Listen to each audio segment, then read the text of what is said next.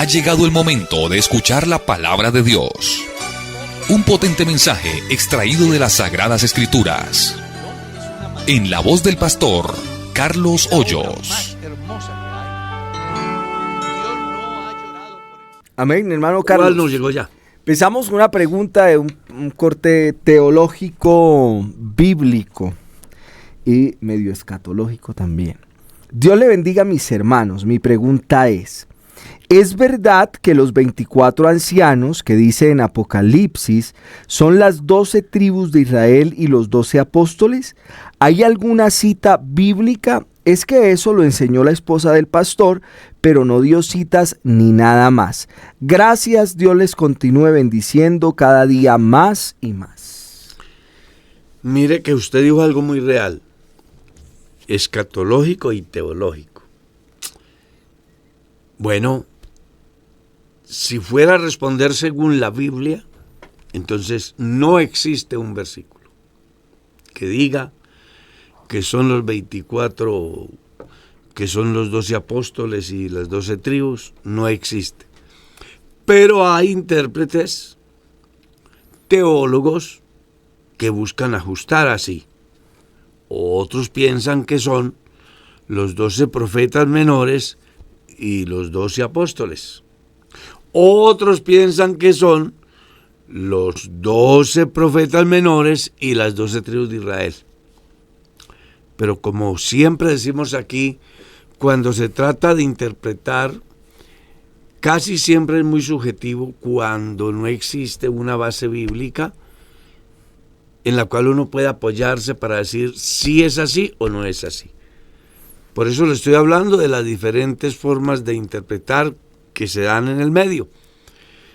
Aquí lo más importante de todo esto no es si son las 12 tribus o los 12 apóstoles o los 12 apóstoles y los 12 profetas menores. Aquí lo importante es que eres cristiano y que ese concepto no te va a afectar para tu salvación. Vamos a suponer que alguien dijo que son los 12 apóstoles y los 12 profetas, y otro dijo que son los 12 apóstoles y las 12 tribus de Israel. Venga, ¿eso en qué le afecta a su salvación? En nada. Entonces yo le insto para que más bien seamos fieles a Dios, independientemente de quienes sean. Lo importante es que usted y yo podamos ser salvos. Amén.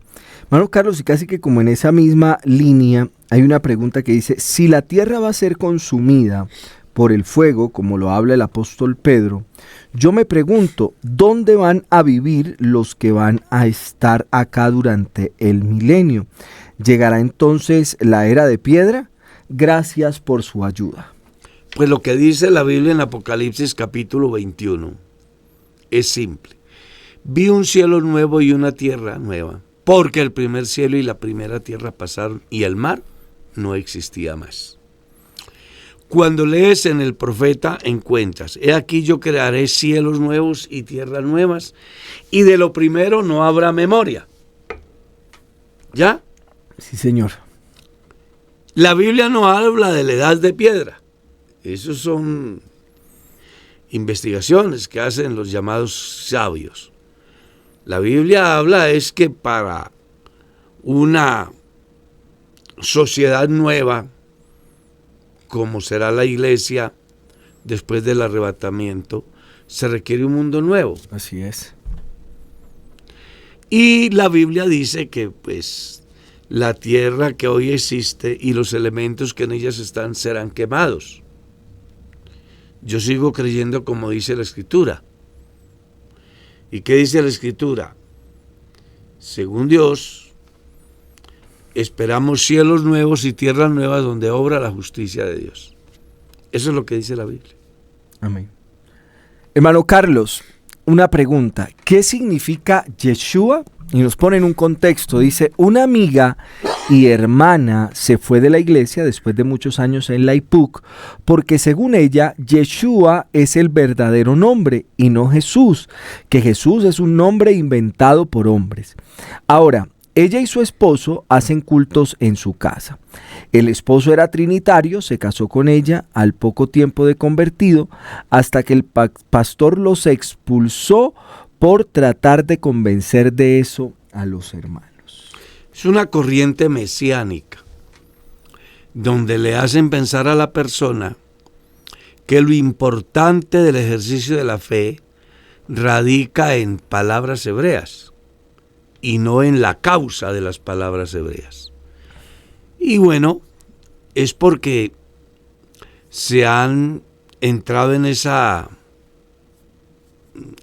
grupo de los cuales habló Pablo a Timoteo, que usan una cantidad de palabrerías, las cuales lo único que hacen es generar confusión en los oyentes. Sí, señor. Es bueno que nos detengamos a pensar que Yeshua es la palabra hebrea, que al traducirla al español es Jesús. Eso es todo. Como Charles en inglés, traducirlo al español, que es Carlos.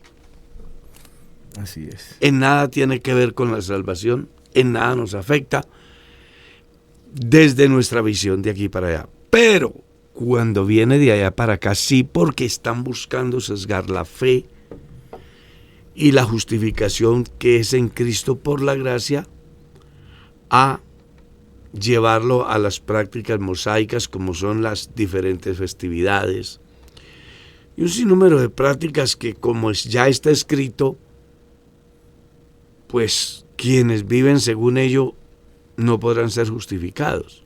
Pablo escribe en la carta a los Gálatas y dice que por las obras de la ley ningún ser humano será justificado. Y además dice, Cristo nos redimió de esa maldición de la ley. Hechos por nosotros maldición, como está escrito, maldito todo aquel que es colgado en un madero. Todo el que quiera vivir conforme a la ley está al margen de la gracia ha caído y se ha apartado para seguir un evangelio diferente. El apóstol dice que no hay otro evangelio, sino que algunos lo pervierten. ¿Y en qué radicaba esa perversión? En querer mezclar las prácticas mosaicas con el evangelio de la gracia. Creo que el pastor de alguna manera hizo bien al no permitir que sigan permeando con falsos argumentos la buena fe y la buena conciencia de los hermanos que están convencidos que no hay otro evangelio. Hermano Carlos, y muy llamativo el hecho de que, o sea, parece un fenómeno a repetición, ¿no? Porque cuando uno lee el libro de los Hechos, encuentra un episodio en el cual de manera muy contundente Pablo literalmente le llama la atención a Pedro en relación con un comportamiento hipócrita. A los Gálatas. No, pero en el libro de los Hechos, y el libro de los Gálatas, claro, apunta hacia eso, a debatir esa teoría. Y aún hoy uno observa que el fenómeno se repite y hay mucha gente que cree... Pues por eso están los mesiánicos. Yo le aconsejaría a quienes tienen dudas que se lean la carta a los Gálatas, que es una muy importante enseñanza acerca de la diferencia que hay entre el falso mesianismo y el verdadero cristianismo. Amén. Dios les bendiga, hermanos. Hay un diácono que es la mano derecha del pastor. Él habla mal de los hermanos, acusa, hace mal con la lengua. Él no es recto en su vida. Su esposa se queja. ¿Cómo hacerle tomar conciencia? Pues pienso que ahí el conducto regular es el pastor, el cual debe de sentarse y generarle conciencia, porque la autoridad inmediata de ese diácono es el pastor de la iglesia. No se preocupe usted por hacerle caer en cuenta que lo más seguro es que generará contiendas y terminan haciéndose en daño. Hable con su pastor, genérele conciencia acerca de la inconveniencia del comportamiento del presunto diácono, y es muy posible que el pastor pueda sentarse, orientarlo, y en caso de que éste persista en su mal hacer, pues el pastor tiene la potestad de separarlo. Así de simple.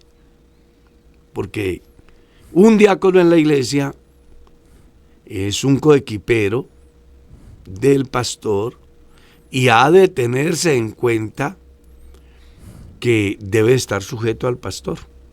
El pastor es la persona que tiene en sus manos las herramientas para orientarlo y, en caso de persistir, disciplinarlo. Amén, hermano Carlos. Aquí hay otra pregunta y dice: en días pasados pedí consejo porque mi esposo se me niega sexualmente. Bueno, y me aconsejaron que hablara con él, que buscáramos ayuda. Y hablé con él y él me dice que no va a buscar ayuda de nadie, que no le va a contar sus problemas a nadie. ¿Qué hago ahí, pastor? Bueno, hay dos cosas ahí importantes. Una, el manejo bíblico. Y dos, la consejería. Entonces, ¿cuál es el manejo bíblico? Que desde la Biblia usted puede enseñarle a su esposito o a su esposita de que es un deber cristiano cumplir con su deber conyugal, según 1 Corintios capítulo 7. Y en el campo de la consejería o la terapia, pues ahí está el pastor de la iglesia, a quien usted debe comentarle, invitarlo a su casa el día que usted esté con su esposo y iniciar una conversación donde se exterioricen esas actitudes anormales en la relación. Y yo sé que el pastor estará en condiciones de direccionarlos de una manera adecuada. En caso de que no tengan la confianza suficiente de hablar con su pastor, busquen un terapeuta de pareja, que también los hay, y los puede ayudar. Amén. Hermano Carlos, entienda otra cosa,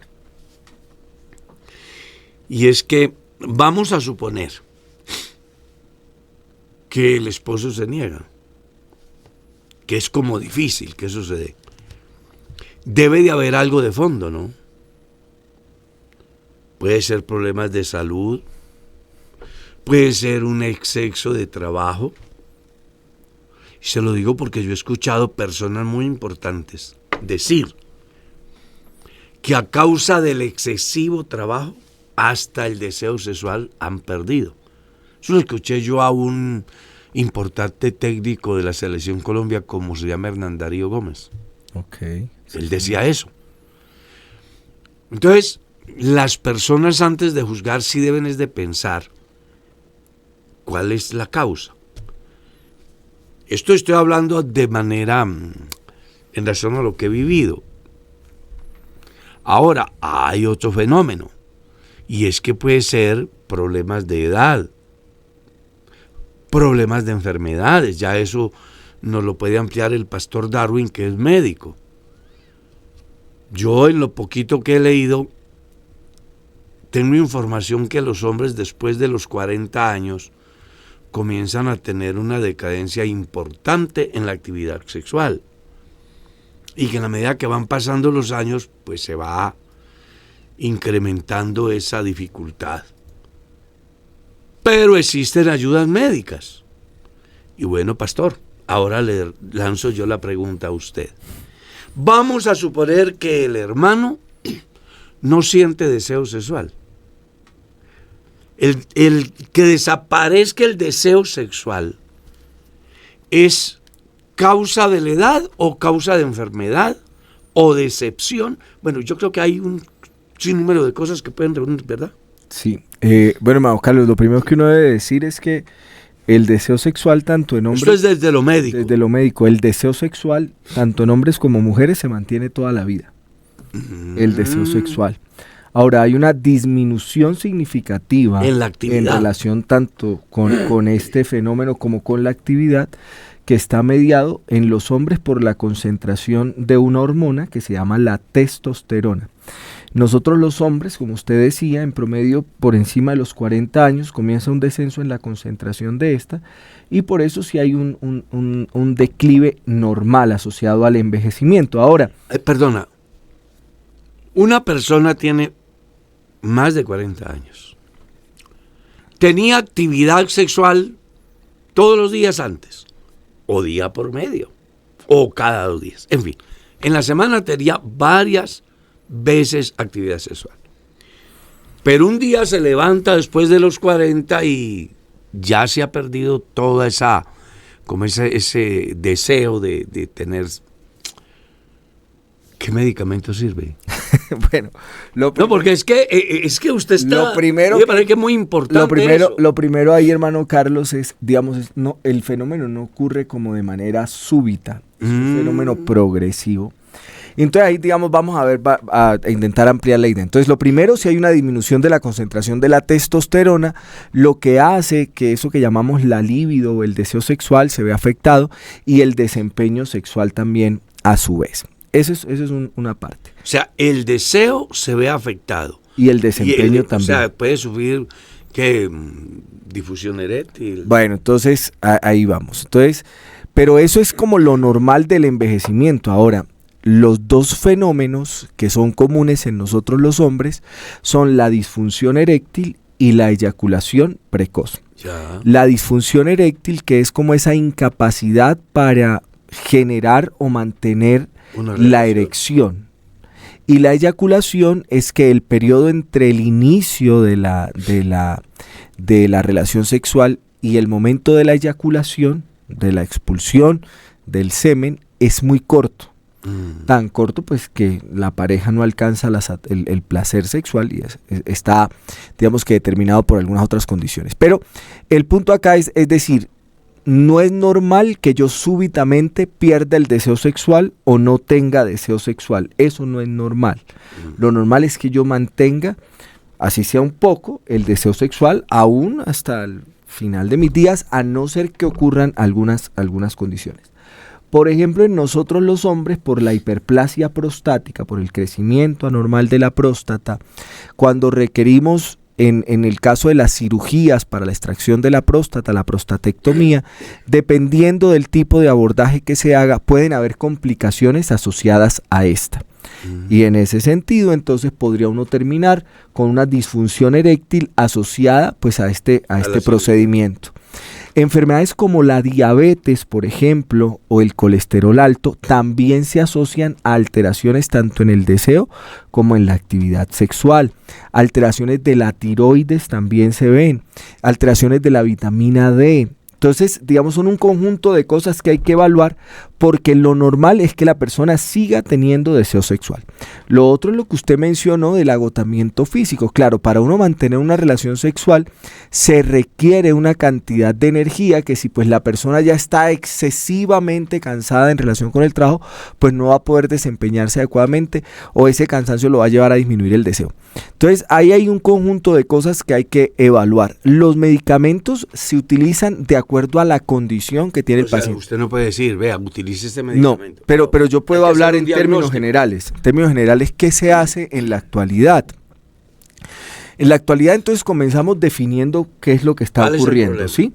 Entonces, hay medicamentos que se utilizan todos los días y hay medicamentos que se mandan 2 o 45 minutos, 1 hora, 2 horas antes de la relación sexual. Cuando eso no funciona y se han hecho unas pruebas que se hacen en el consultorio con el urólogo hace una inspección del aparato reproductor masculino para ver si hay algunas condiciones. En ocasiones se envían ecografías del miembro viril masculino para poder definir eso. Cuando ya en la actualidad hay medicamentos que se inyectan directamente en unos cuerpos que se llaman cuerpos cavernosos del pene. Nosotros tenemos cuerpos cavernosos y cuerpo esponjoso. Ahí, eso piense usted como en una estructura, ¿cómo decirlo? No sé, que se llena de sangre y es lo que mantiene la erección. Entonces hay que utilizar medicamentos que se aplican directamente ahí 45 minutos antes de la relación. Como a la parte de la circulación de la ahí sangre. Y actúan directamente sobre esta zona y entonces provocan que haya erección y tal. ¿Puede darse la erección sin estimulación con solo aplicarle el medicamento? Claro, eso va a ocurrir. O sea, yo no tengo deseo sexual. Pero si yo me aplico el medicamento, se da la erección. Me activa aunque yo no esté pensando. Exacto, sí. Porque genera una serie de fenómenos fisiológicos donde hay cierre y apertura de unos canales que hacen que eso se llene. Que esa estructura que se llena de sangre, se llene de sangre. Y lo último que hay en la actualidad, no habíamos planteado hablar de esto. Pero es que estamos en Pregunte Usted. Y como pues yo doy la visión desde el punto de vista bíblico, ya lo dimos.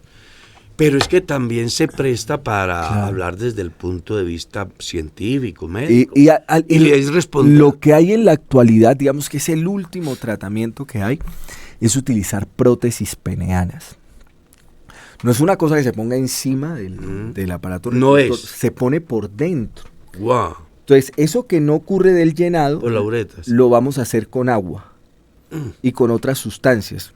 Yo la verdad no podría decir, pero se utilizan unas sustancias y le ponen un botón aquí a nivel de la pelvis a la persona, y cuando él va a tener la relación sexual activa eso, y estoy haciéndolo muy genérico, no sé, había que ser más minucioso, pero, o sea, dentro del pene se introduce una estructura que hace las veces del cuerpo cavernoso, y se llena y produce la erección del pene, y la persona puede mantener la actividad sexual. O sea, no es externo, es por dentro del pene, ¿sí? Tremendo. Eso es como lo que están utilizando en la actualidad. Es muy común ese fenómeno. La disfunción, yo no sé cuánto será, la verdad yo nunca he revisado estadísticamente, pero vea que la casuística, cuando yo rotaba por urogeriatría, es muy alto, y comúnmente está asociado a eso, a procedimientos quirúrgicos. Hay una condición, por ejemplo, me llamó mucho la atención, una persona joven le dio priapismo. Priapismo es que en vez de que no se pone erecto el pene, es que la erección dura tanto, aún después de haber mantenido la actividad sexual, se queda el pene erecto y sufren de isquemia, o sea, se deja de fluir sangre, esa sangre que queda ahí se coagula, se daña, y el pene toca llevar a un procedimiento quirúrgico, bueno, tal, y la persona pierde la funcionalidad del pene. Y esos entonces comúnmente son llevados en la actualidad a colocación de eso. Creo que hay algo muy importante que usted decía hace un momento, hermano Carlos. Si una persona tiene este tipo de condiciones, bueno, hay que atender la parte que usted acaba de mencionar al principio, esa parte espiritual, que hablemos del ser interior, ¿no? Claro. ¿Qué condiciones pueden estar llevando al individuo a eso? Pero también poder brindarle atención médica. Yo diría que el 90 más de los casos de disfunción pueden tener tratamiento médico que atienda una necesidad, que atiendan a responder a esa necesidad, y entender en consecuencia pues también que pues la sexualidad nos fue dada por Dios y fue dada para el disfrute dentro del marco del matrimonio, y que pues debemos hacer. El sexo es un plan establecido por Dios. El especialista que la persona debe de buscar debe ser un urólogo. Urólogo, los hombres urólogos. Urólogo. ¿Y el caso de una mujer? De una mujer comúnmente eso lo ve ginecología, aunque ahora hay ginecología urológica, se llama así. Wow. Pero sí. Y pues hay especialistas que se enfocan en eso, en atender y responder a todas esas necesidades. Definitivamente, ¿qué haría yo sin Darwin en este programa? Vámonos con la otra pregunta. Espero que le haya quedado ilustrado desde ambos puntos y su respuesta, y la pregunta haya tenido una respuesta pues que de alguna manera le ayude, porque eso es lo que buscamos. Amén. Hermano Carlos, esta pregunta que nos hacen dice así: pastor, cuando tengo enfermedades y Dios no me sana con evidencia de sanación, ¿es correcto decir que soy sana en el nombre de Jesús? Sé que Dios lo manifestará en su momento, solo si Él quiere. Yo creo que las personas deben de partir de un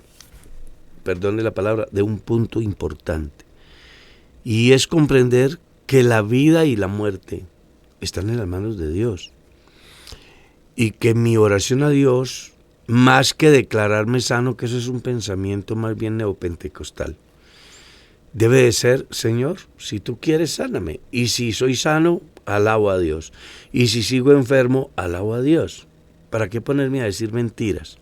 Soy sano cuando yo me doy cuenta que no estoy sano, solo por seguir una corriente teológica que es neopentecostalismo, que son los que declaran y a toda hora vienen declarando y declarando. No, hay que ser reales. Si yo estoy enfermo, estoy enfermo.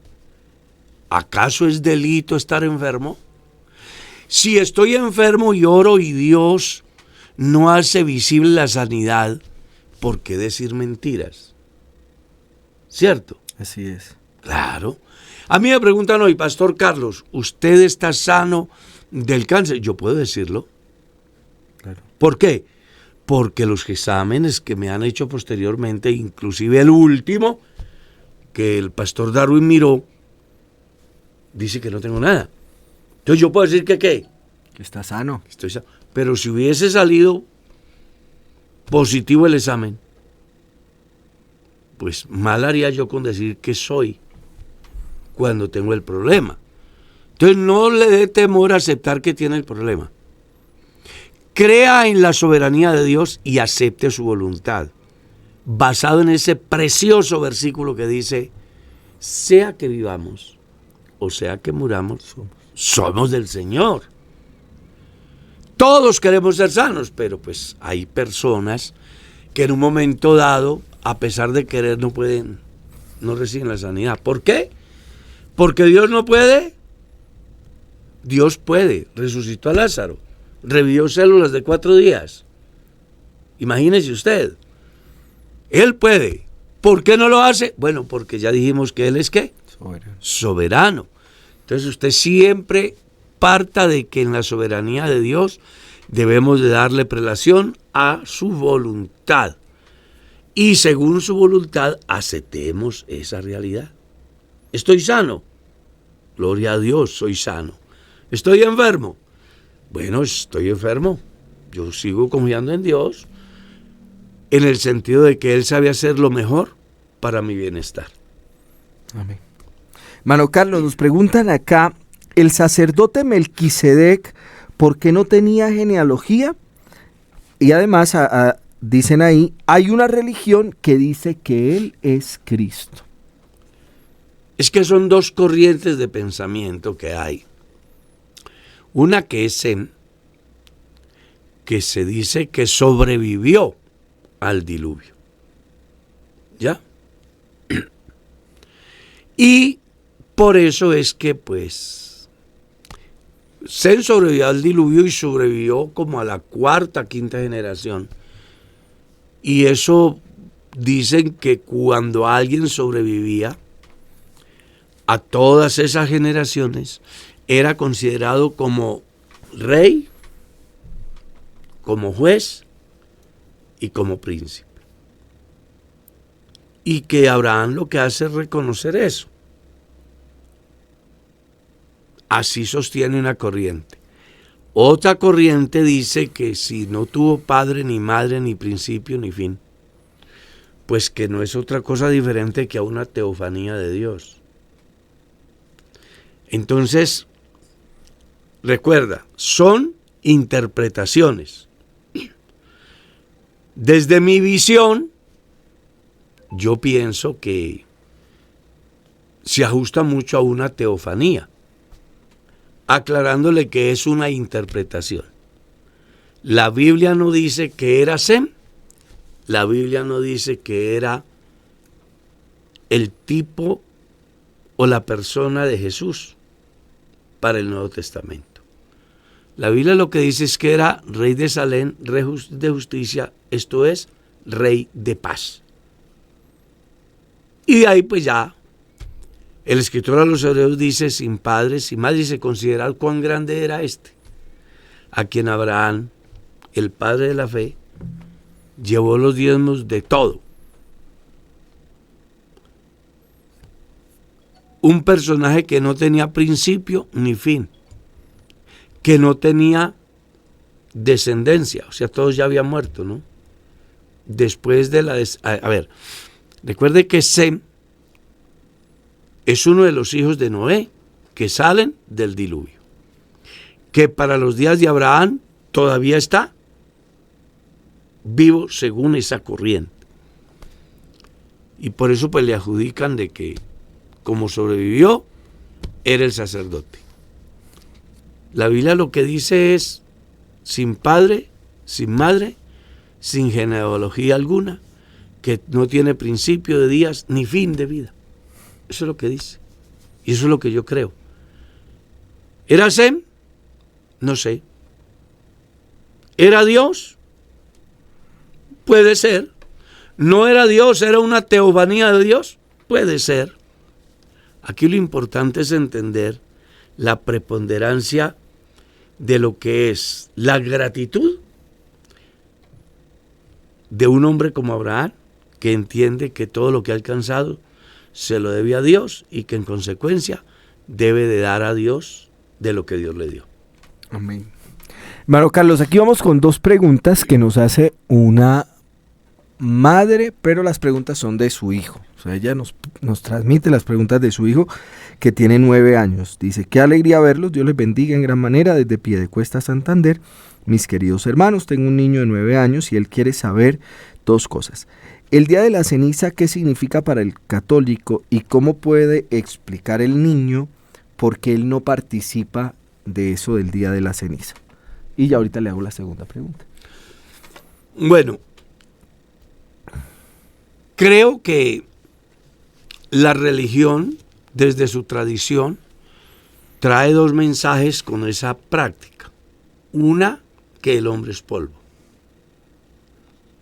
De hecho, que cuando yo era niño, a mí me alcanzaron a poner eso. Sí.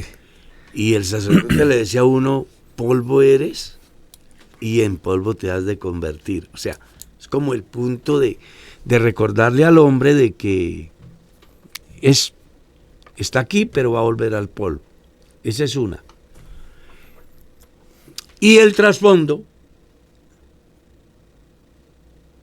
tiene que ver con el pensamiento judío en el sentido de lo que era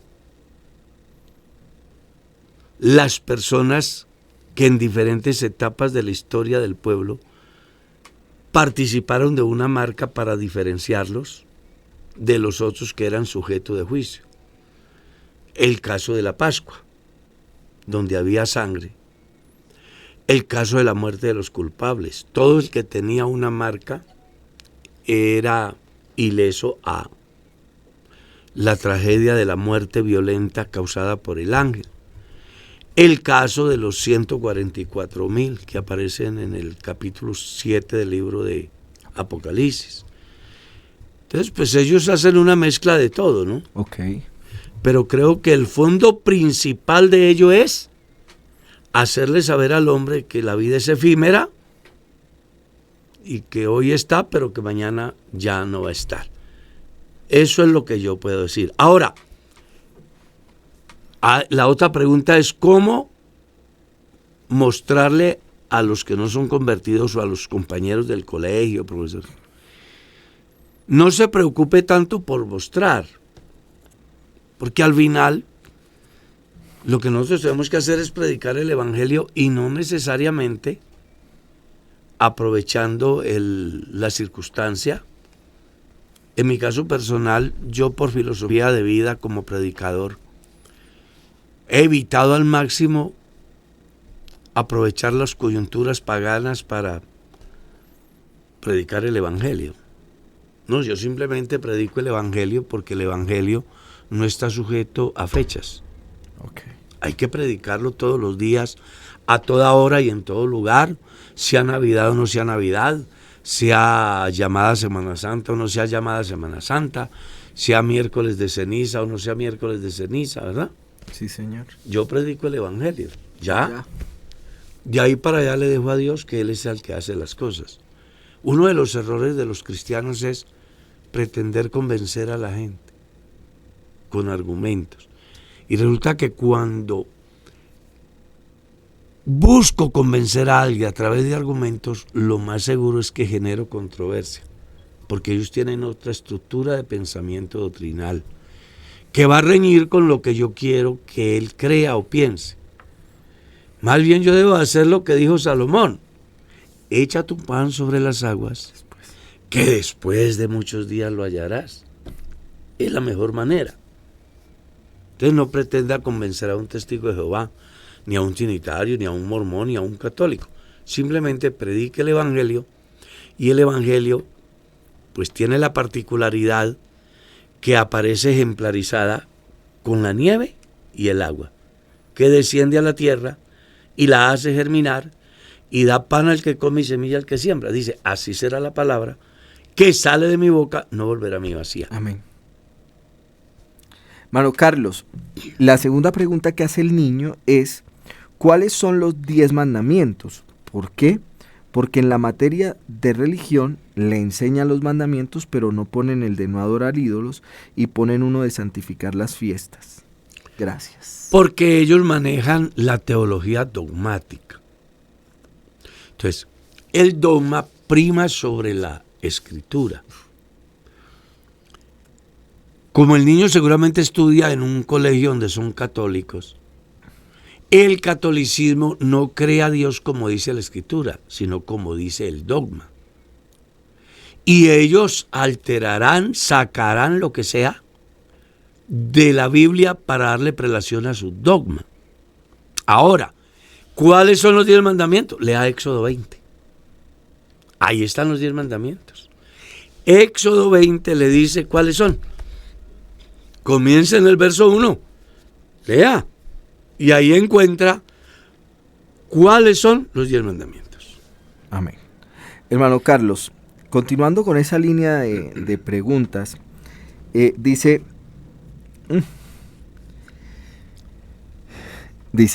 si hay un señor que sufre de Alzheimer y está recibiendo la doctrina, ¿él se puede bautizar? Porque si se le olvida que él es cristiano y se va para la cantina, pastor, alguien así como él, ¿sí se puede bautizar? Primero voy a escuchar el concepto médico. Esa enfermedad me dicen que le hace perder la memoria al individuo, ¿verdad que sí? Sí. ¿Se le puede dar a una persona de estas que pierda la memoria de la familia, de su fe, y no se le pierda la memoria del pecado y del vicio? ¿Se le puede dar? No, Carlitos, esto yo lo hemos tratado en otros espacios distintos a esto, porque uno a veces dice que el cáncer es una enfermedad cruel, pero lo que yo he visto es que la enfermedad de Alzheimer es infinitamente más fuerte, cruel que eso. Lo primero que hay que entender es que hay distintos grados de severidad de la enfermedad y que la enfermedad no siempre afecta a los mismos dominios cognitivos. Nosotros creemos que la parte cognitiva nuestra es solo la memoria, pero no, tiene otros ámbitos, ¿sí? El lenguaje, las habilidades ejecutivas, hacer cosas, la memoria de trabajo. Abotonarme, por ejemplo, un botón, eso es una cosa compleja, o sea, requiere habilidades motoras, pero habilidades cognitivas, de recordar cómo le va a hacer, amarrarme un zapato, el emitir una orden y hacerla. Pero el punto es que yo la pregunta no solo me la he hecho, sino que he intentado leer a otros autores, sí, autores cristianos que yo diría que hay un elemento que no está presente en una persona con enfermedad de Alzheimer en un estadio moderado severo, y es que no tiene la capacidad, por el daño que ha ocurrido a nivel central, para poder tomar decisiones plenamente conscientes en relación con algo. Los pacientes con enfermedad de Alzheimer, que tienen una progresión marcada de esta condición, pues según algunos estadios no recuerdan ni siquiera quiénes son ellos.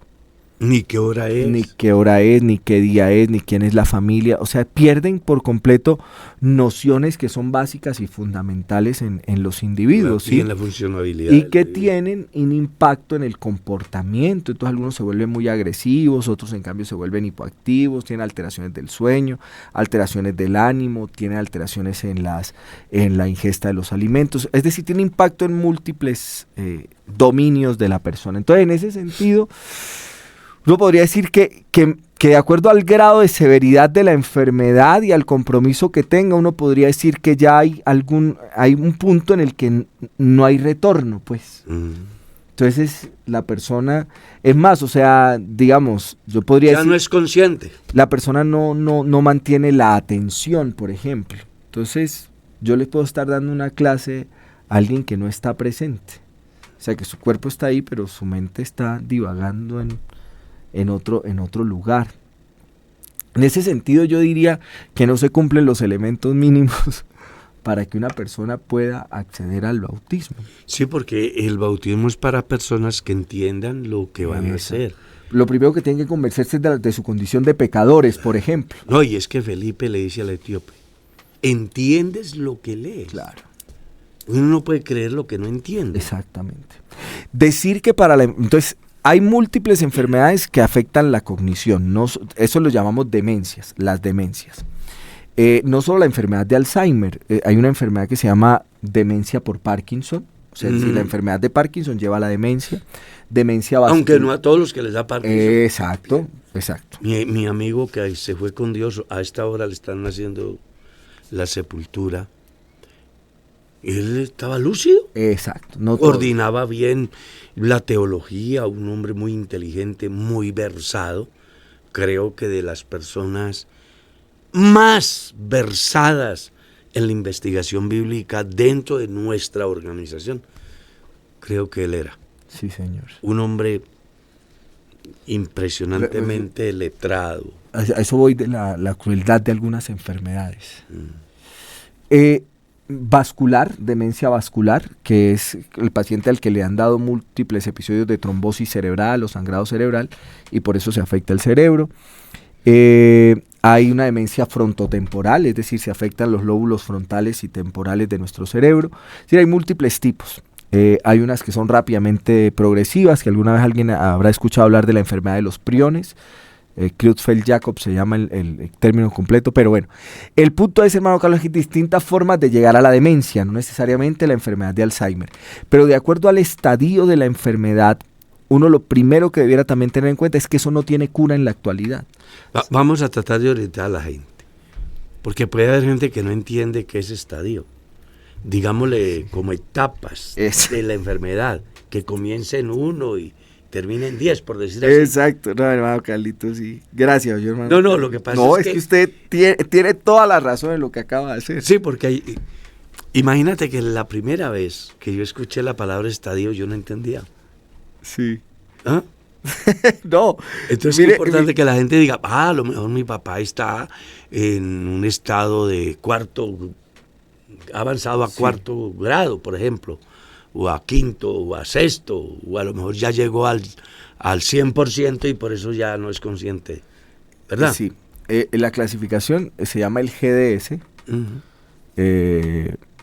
Es la clasificación que más utilizan para la demencia y va hasta 7. Y tiene que ver con eso, como etapas de progresión de la enfermedad. Entonces, es que ustedes utilizan un lenguaje muy técnico. Muy técnico. Que a veces no sirve para nada porque si uno no se hace entender. Usted tiene, quien tiene la razón, como casi siempre usted, como el 99% de las veces. Hermano Carlitos, vea, entonces eso, yo creería que al principio de la enfermedad sí la persona puede tener la capacidad, pero ya como en el 4 o 5 de esa etapa, ya ahí, muy complejo, porque volvemos al punto se requiere eso, se requiere la atención, se requiere esa introspección que pues ya no está. Ya no está. Ya no está. En síntesis, podemos decirle a nuestra amiga o amigo que hace la pregunta que para uno bautizarse debe primero de ser consciente de lo que va a hacer. Porque de hecho el pastor cuando va a bautizar a la persona le pregunta, ¿es consciente de lo que va a hacer? Y si no es consciente, pues no se puede bautizar. Así es. ¿Está claro? No se puede bautizar. Pastor, pero es que qué pesar que va y se muera sin el bautismo. Ustedes preocúpense de pensar en salvar a su papá o a su mamá, porque ellos tuvieron tiempo en la vida para salvarse. Si ellos no aprovecharon la oportunidad, ya eso será otra cosa. No, pero que él se alcanzó a arrepentir y que nosotros lo vimos orando y que si se muere así que se condena o se salva, no nos ha puesto Dios por jueces para decir se salva o se condena. La Biblia tiene una regla. De ahí para allá la dejamos a la soberana voluntad de Dios. ¿Le parece bien, pastor? Sí, y mire que le iba a decir otra cosa. Usted ha dado una respuesta que se puede utilizar en este caso, pero en relación con otro contexto, y es cuando nos han dicho, pastor, yo me bauticé siendo un niño presionado por mis papás, pero yo no tenía conciencia de nada. Y usted siempre ha dicho, usted debe volver a tomar todo y volverse a bautizar, porque usted en ese momento, o sea, la respuesta se aplica, es decir, el niño en ese caso no tenía. Y mire que podemos ir inclusive más allá. Yo acabo de venir de Estados Unidos, no es por decir que estuve. Pero me encontré un caso donde hay un niño, creo que de unos 12, 13 años. Sí, hermano Carlitos. Pero su comportamiento es de un niño de 2, 3 años. ¿Sí? Y él a toda hora lo ves feliz, contento, pero él no sabe hablar, él no sabe a qué horas es el almuerzo ni el desayuno. Entonces me hacen la pregunta: pastor, ¿el niño tiene que ser bautizado para ser salvo?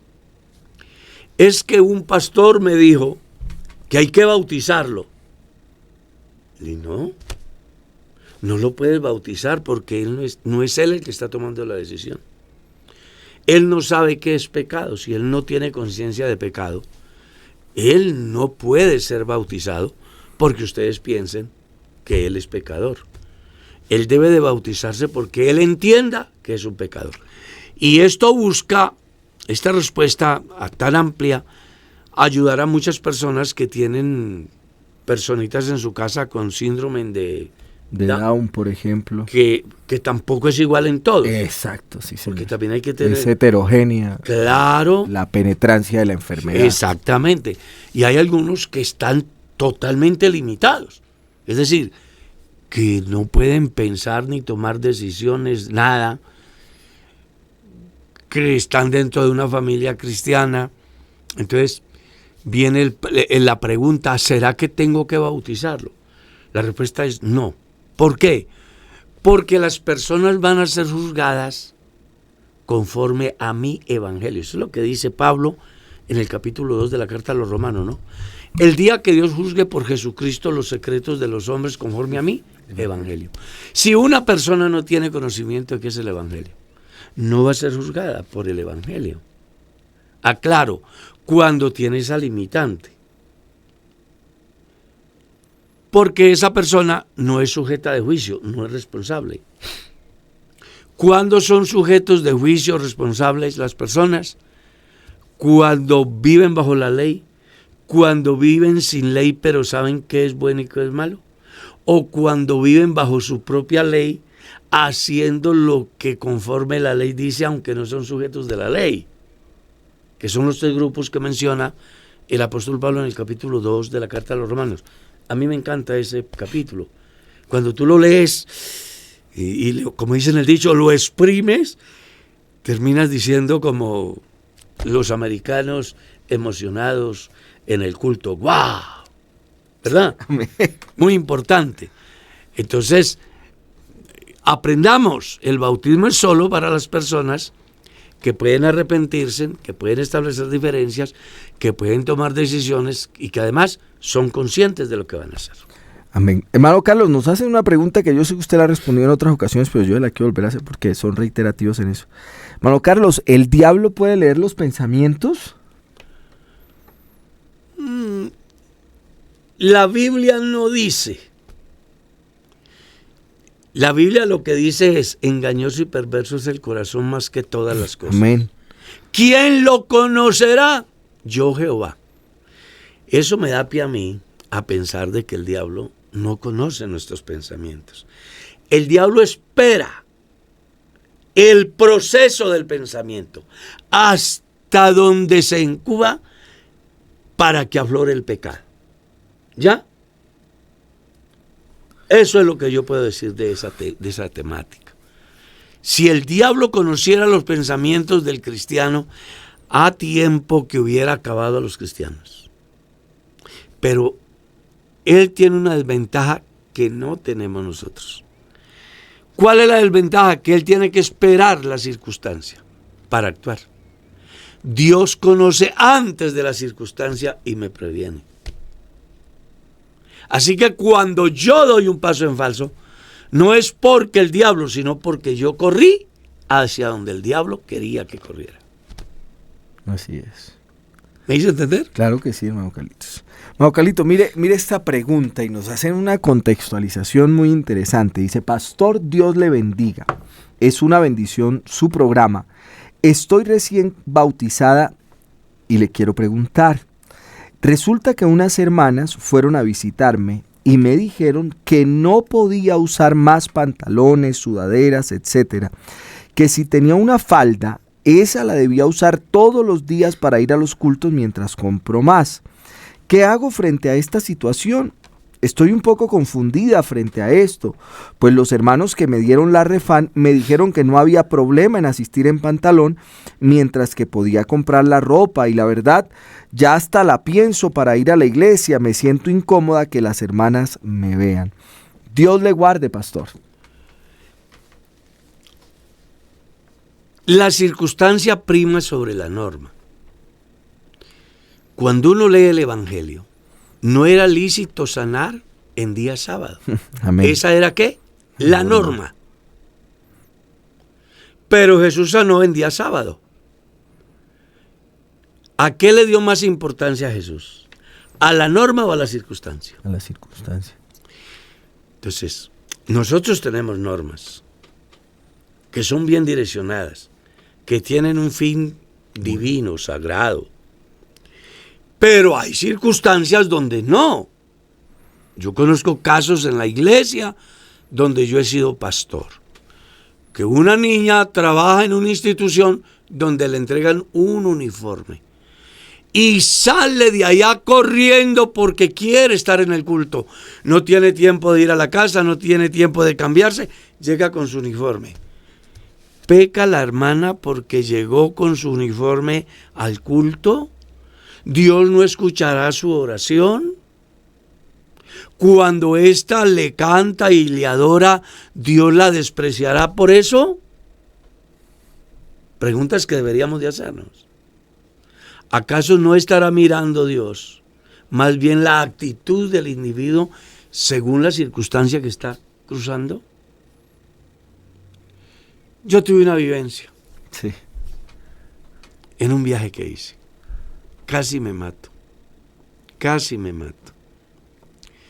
Y en el momento que casi me mato, yo estoy sin ropa.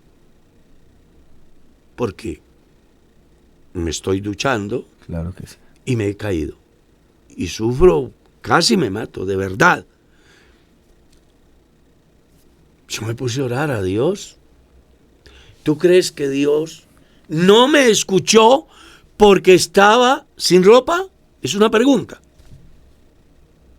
Entonces, ojo, las normas son buenas, pero no prima la norma sobre la necesidad de la persona, la circunstancia que vive la persona.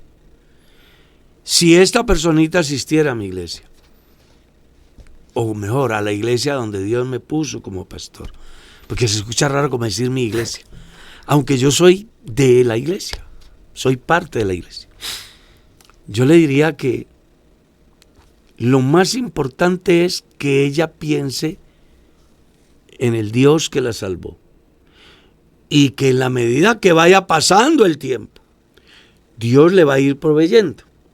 O que se acerque a su pastor y le diga: pastor, yo tengo esta dificultad, mi situación económica no es la más saludable, solo tengo una faldita y eso me afecta porque tengo presión de algunos que creen de que si vengo con ropa diferente a una falda, pues que estoy haciendo mal.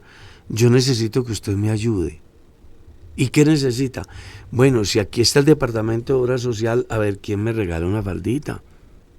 O a lo mejor el pastor se ha movido y diga: no, hermana, camine, vamos con mi esposa, compramos, no sé, 2, 3 cortes o 2, 3 faldas y te las regalamos. Que me hizo acordar de la historia que usted cuenta de la hermana de las arrastraderas, ¿sí la recuerda? Claro. No, yo, Esa historia me conmueve siempre. No, yo a veces hablando con Merceditas acerca de los errores que uno comete como pastor, estaba en el extranjero y hablando con unos creyentes que miraban de alguna manera ciertas limitantes en su pastor. Yo les decía: hay que tener paciencia porque yo también pasé por ahí y yo cometí muchos errores de los cuales yo he tenido que llorar a solas, no importando que han pasado 30, 40 años, alguna remembranza, recuerdo de todo este recorrido de tantas cosas que he vivido, Y entre esos el caso de la hermana Marina, que era una excelente cristiana, y ha ido al culto en Arrastraderas. Ella es la presidenta de Dorcas, y yo me puse de juez muy rápido. Yo estaba comenzando el ministerio, ceñido ¿a qué? A la norma. Entonces, termina el culto, le llamo la atención, porque pues se supone que si vamos a hacerle el culto a Dios, debemos de estar lo más elegante presentados. Entonces, cuando yo le digo a ella, pues que esa no era la manera, se le han venido 2 lágrimas, y eso me mató hasta hoy. Entonces uno sí tiene que poner mucho cuidado, y usted que es un pastor que está comenzando, Amén. va a encontrar muchas situaciones. Aprendamos por la experiencia de otros, y hombre, seamos humanos. Yo creo que el secreto en todo el campo de la vida cristiana es ser humanos. Si somos cristianos, si somos humanos, no seremos jueces tan severos, y aprenderemos a entender que tras cada persona hay una historia. Sigamos. Bueno, dice... Bueno. Es que el tiempo ya va a acabar. Sí. Pero a mí se me ha ido esto aquí maravilloso. Dice, buenos días, pastor, bendiciones. Creo que es la última que sí. vamos a tener. Te pregunto, ¿cómo debo ayunar? Estoy utilizando Sí. tal cual. Te pregunto cómo yo debo ayunar. Llevo 3 años bautizada, soy casada hace 20 años, vivo con mi esposo en España y él es español y ateo, según él. He ayunado y me ha tocado, entre que estoy ayunando, cocinar para mi esposo porque él ha pasado por un proceso muy duro, que era la droga desde que lo conocí. Llevaba mucho tiempo en ello, pero yo llevo 3 años orándole a Dios que hace para que Dios lo cambie, y Dios ha hecho un milagro en él. No lo sé, Dios o no, esto que le pasa a él, tiene dolores musculares y él dejó de hacer eso ya hace 1 año. Yo llevo ayunando desde que me convertí, pero no sé cómo hacer para orar, cuántas veces debo de orar, y él me pide siempre, mami, hágame almuerzo. Pienso que tengo que atenderlo. Volvemos a lo mismo. La circunstancia prima sobre la norma. ¿Cuál es la norma? Vete al templo, quédate todo el día, dedica tu tiempo solo a lo que vas a hacer. Y un teólogo acomodado pudiera decir, no le puede servir a 2 señores. Pero hay una circunstancia, ella tiene un hogar. No sé si la elección fue buena, porque cuando uno se casa con alguien que tiene sus antecedentes, uno tiene que saber pues las posibles consecuencias. Lo cierto es que ella de buena fe aceptó a su esposo para bien o para mal. Y es deber de ella cuidar de su esposo. Amén. Independientemente de que sea drogadito o no lo sea, de que ya haya cambiado o no haya cambiado. Ella debe de cumplir con su deber como esposa. Y entre ello está hacer posible que el alimento esté en casa. Como él tiene la responsabilidad de hacer posible que el alimento llegue a casa para que le hagan el alimento. Entonces, acuérdese, las normas son buenas, pero habrá situaciones donde priva la necesidad sobre la norma. La norma dice no vayan a hacer nada, pero los discípulos cogieron espigas y comían. Porque había necesidad. ¿Cuál? Comer. Entonces es importante que las personas pues, que vayamos madurando en este proceso de la vida y que entendamos que el Evangelio es mucho más de lo que a veces nos dicen, de lo que a veces leemos, de lo que a veces vemos, de lo que a veces oímos. Vamos a entender el Evangelio bajo la iluminación del Espíritu Santo, entendiendo lo que ya está divinamente direccionado por Dios a través de las diferentes expresiones en diferentes circunstancias. Porque en la Biblia uno encuentra cómo Jesús perdona a un pecador. Era la principal necesidad. Él tenía una necesidad desde su visión mayor. ¿Cuál? Poder caminar. Pero Jesús vio la necesidad mayor, perdonarle sus pecados. Amén. Lo otro era circunstancial. Ya. Entonces vamos a vivir como Dios manda. Les cuento que el tiempo se nos acabó. Amén, hermano Carlos, ha pasado el tiempo.